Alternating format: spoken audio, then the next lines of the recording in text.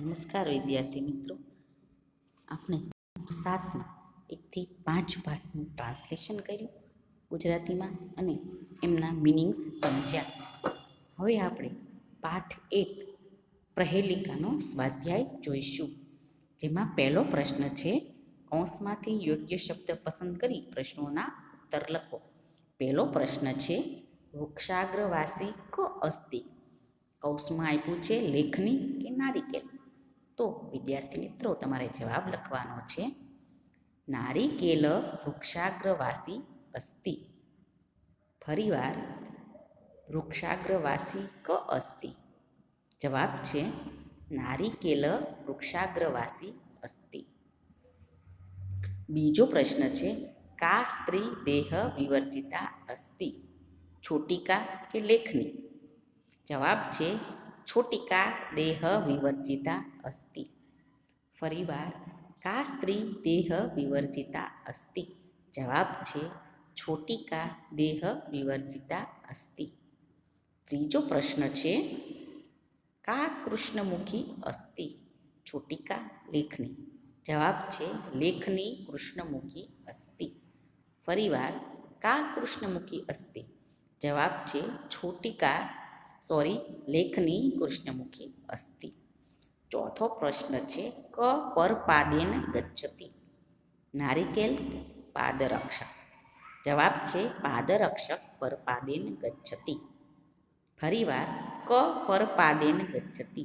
જવાબ છે પાદરક્ષક પરપાદેન ગચ્છતિ. પાંચમું છે, કસ્તુરી કસ્માત જાયતે? સિંહાત મૃગાત? જવાબ છે કસ્તુરી મૃગાત જાયતે. ફરીવાર, કસ્તુરી કસ્માત જાયતે?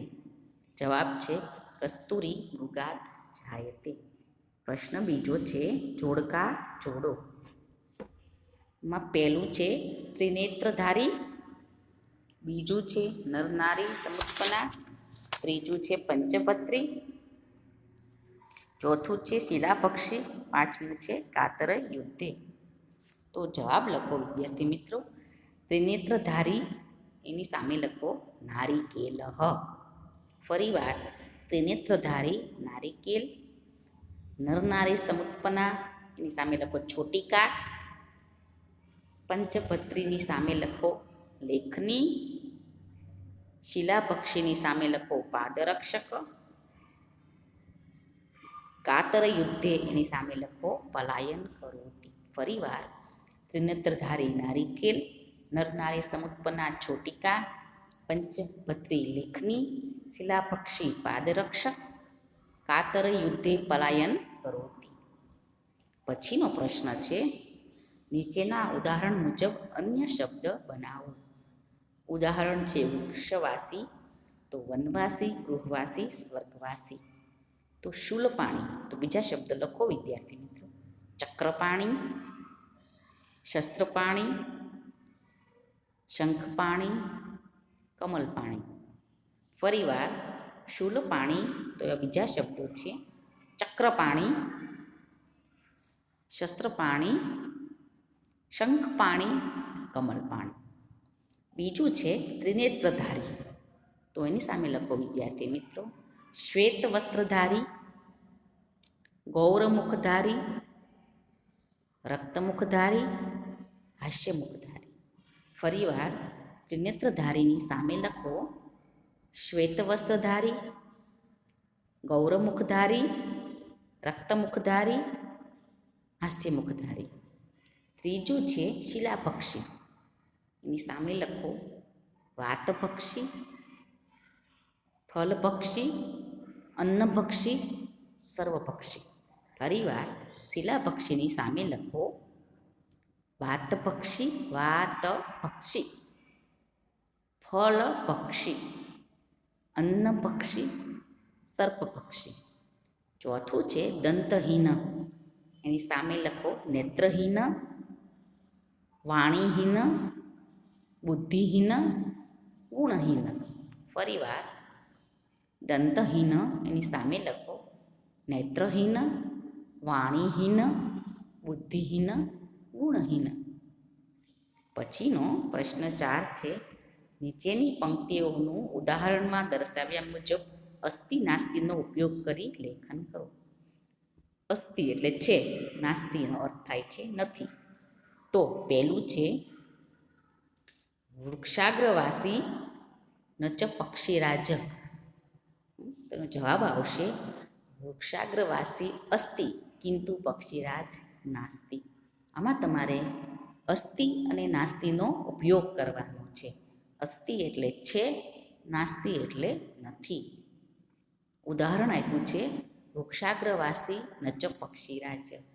વૃક્ષાગ્રવાસી અસ્તિ કિંતુ પક્ષીરાજ નાસ્તિ.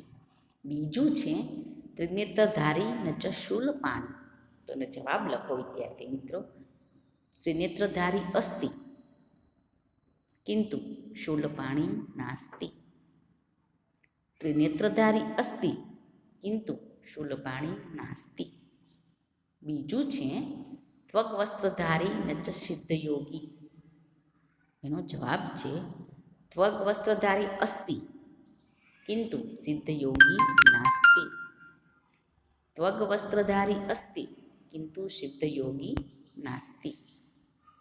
પછીનું છે કૃષ્ણમુખી ન માર્જારી. એનો જવાબ છે કૃષ્ણમુખી અસ્તિ કિંતુ માર્જારી નાસ્તિ. ફરીવાર કૃષ્ણમુખી અસ્તિ કિંતુ માર્જારી નાસ્તિ. ચોથું છે